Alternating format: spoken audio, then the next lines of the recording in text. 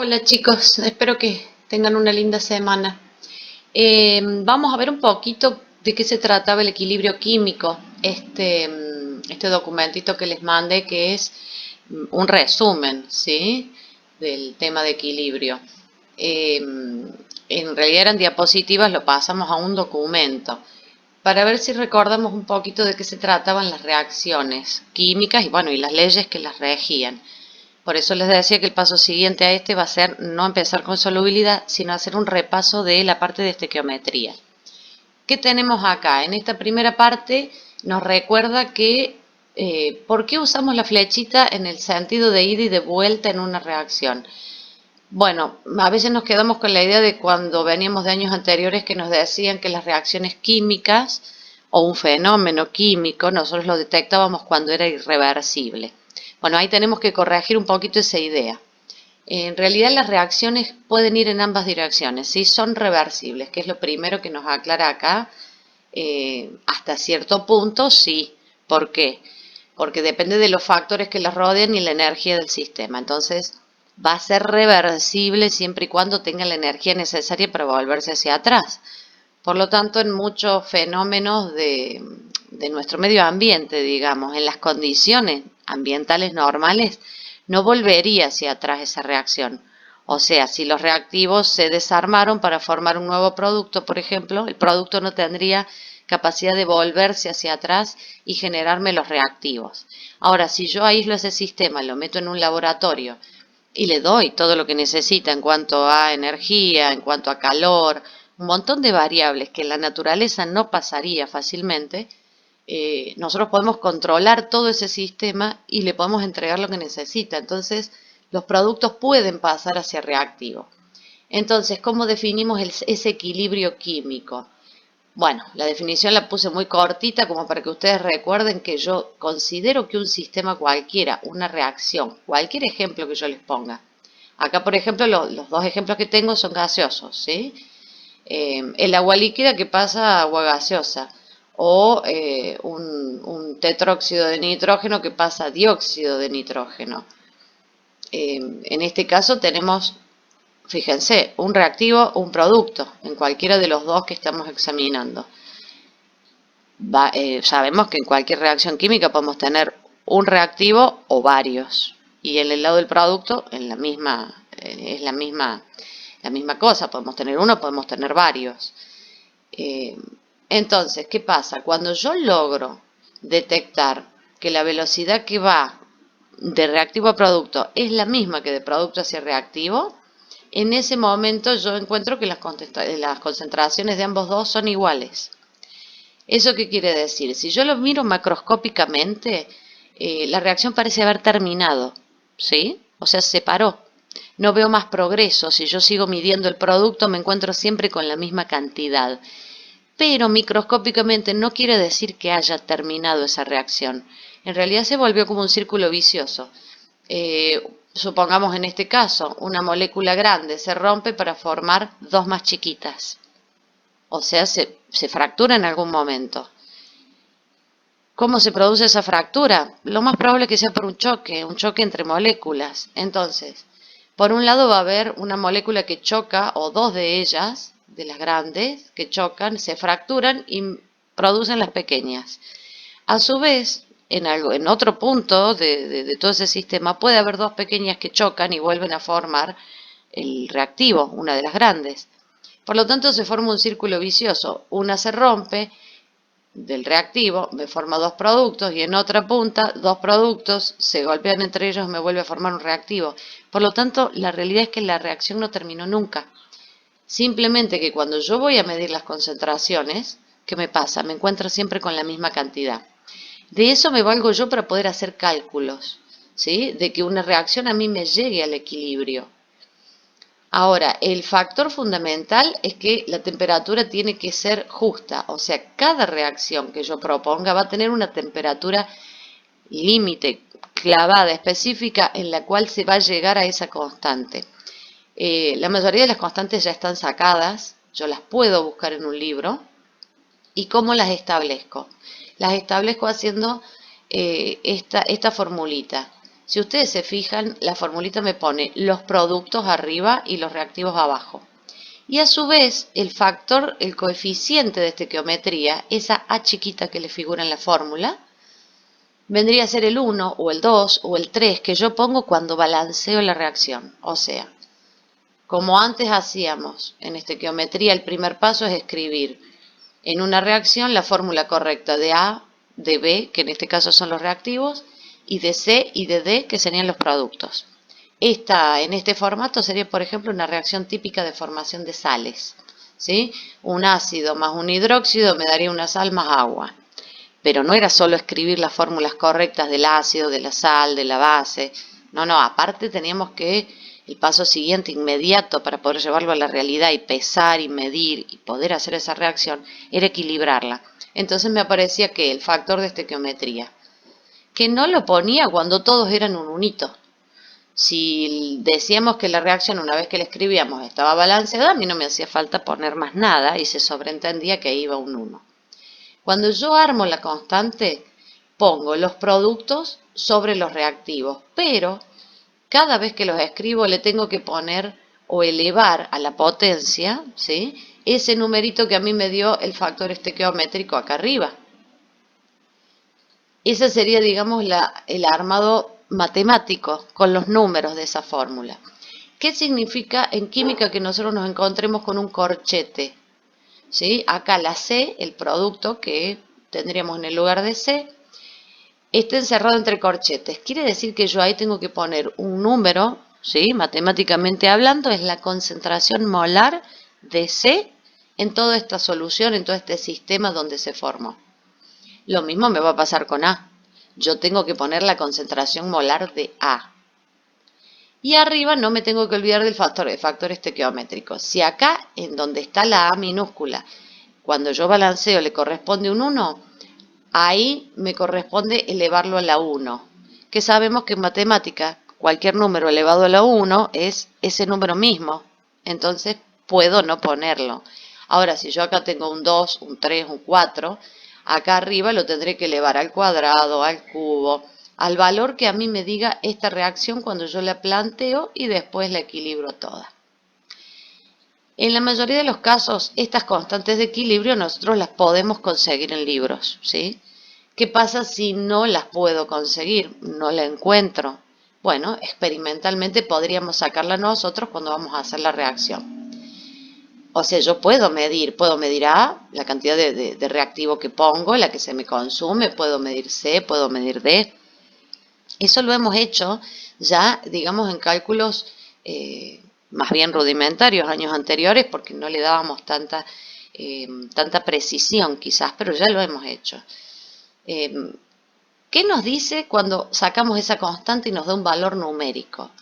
Que si la constante es mayor a 1, ¿sí?, quiere decir que el equilibrio favorece a los productos. Quiere decir que si yo junto este reactivo con este, solitos tienden a pasar hacia productos, ¿sí? Está favorecida la formación del producto. Ahora, si cuando yo hago la reacción y mido los valores y los coloco acá y saco una nueva constante matemática, me da menor que 1, bueno, me quiere decir que no está favorecida la formación del producto. A estos dos reactivos no les conviene, les cuesta pasar a formar el producto. Quizás no tengan las energías suficientes, ¿sí? No es conveniente para el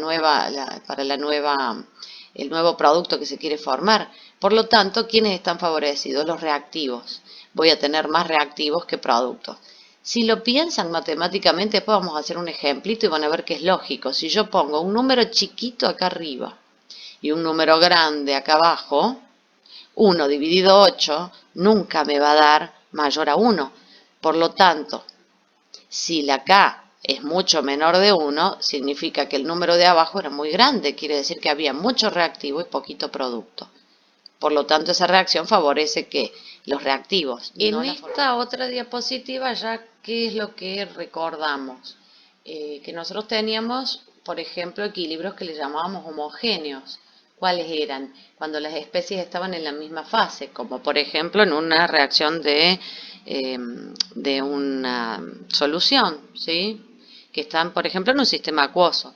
Dos sales disueltas, ¿sí? O un ácido más una base, pero las dos son solubles en agua, por lo tanto están dentro del mismo sistema.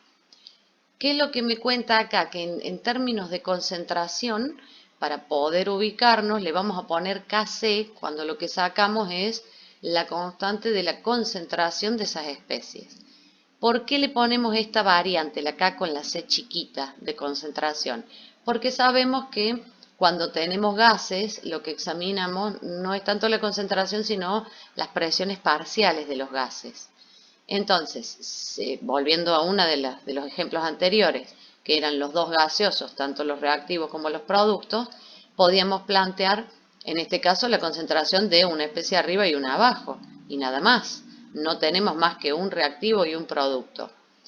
En ese caso, aparece una formulita nueva que me relaciona qué cosa, esa constante de las presiones parciales del gas con la constante de concentración. R, acuérdense que era una constante de los gases, T es la temperatura a la que se está moviendo ese sistema, y este triangulito, recuerden que en matemática quería decir delta, y N para nosotros era el número de moles.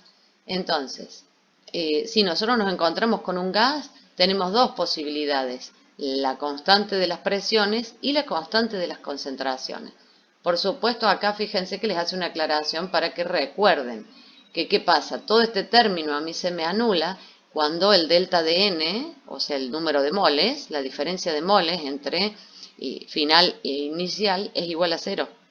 En ese caso, directamente, la constante de las presiones parciales va a ser igual a la de la concentración porque el resto de los términos se me anularon. ¿Qué les pone acá? Algunos ejemplos, ¿sí? O sea, lo primero que tenemos que recordar es que tenemos la reacción química.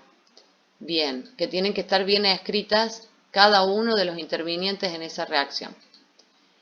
Segundo, tenemos que balancearlas. Por eso me parece este 2 acá, en esta geometría. ¿Por qué? Porque yo tengo que tener la misma cantidad de átomos en los reactivos que en los productos. Por lo tanto, tengo un oxígeno, pero nazco acá con una molécula de 2 átomos.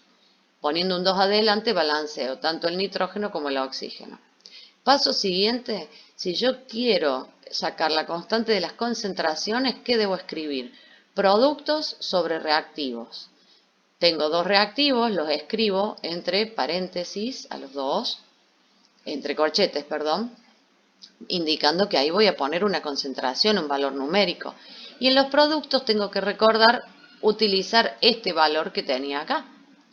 O sea, tengo un valor estequiométrico que tengo que usar, por lo tanto me sale elevada al cuadrado. Ese mismo 2 me indica cuál es la potencia que yo uso ahí arriba. Pero ojo que hasta acá estamos sacando que Kc, la constante de las concentraciones. ¿Qué significa que yo tenga una pequeña aclaración que me parece que no lo dijimos? Si yo tengo la molécula de nitrógeno, ahí va a ir una concentración molar, ¿sí? Y otro corchete acá que me dice la concentración del oxígeno, que también sabemos que es molar.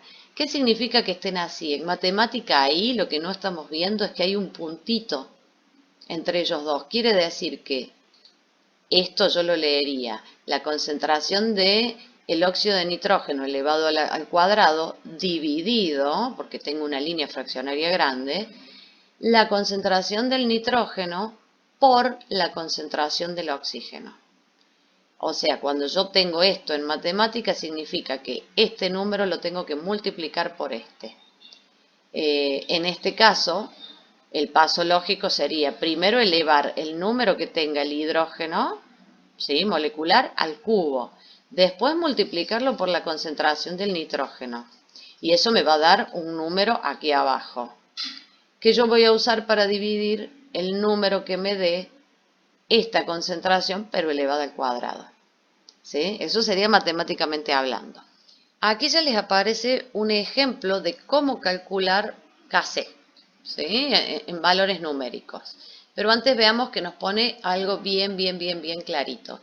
La constante de las concentraciones varía solo con la temperatura. ¿Qué quiere decir? Que cada constante que yo encuentre en un libro tiene que estar indicada a qué temperatura fue sacada. Si yo no consigo esa temperatura exacta en el laboratorio, no importan las concentraciones que yo ponga inicialmente, no importa si pongo más o menos de los reactivos. sí o sí depende de la temperatura. Entonces, si yo quiero utilizar esa constante que saqué de un libro, necesito respetar esa temperatura que me dice el libro a la cual fue obtenida esa constante, ¿sí? ¿Qué tenemos acá? Bueno, un ejemplito. Me dice óxido de nitrógeno más oxígeno me termina dando dióxido de nitrógeno. Todo gaseoso y obviamente me tiene que decir a cuántos grados centígrados se desarrolló esta reacción y fue obtenida esa constante. Así debería salir en el libro. 6,44 por 10 a la 5 a 230 grados centígrados. Si yo no tengo ese dato no me sirve. ¿Por qué? Porque cuando yo quiero reproducir la reacción la voy a hacer a cualquier temperatura y la constante ya no va a ser la misma. Ahora, supongamos que nosotros lo estamos haciendo en la práctica. Bien, ¿qué hicimos? Medimos las concentraciones en el equilibrio. Una vez que vemos que llega al equilibrio, lo detectamos de alguna manera.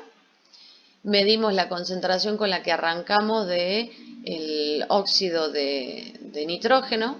Vemos con cuál llegamos a ese equilibrio, que es lo que a mí me interesa, y lo expresamos en molaridad. Por eso tiene el M grande. Hacemos lo mismo con el oxígeno y obviamente con el producto que era el dióxido de nitrógeno. Esas molaridades yo las tengo que traspasar a la fórmula.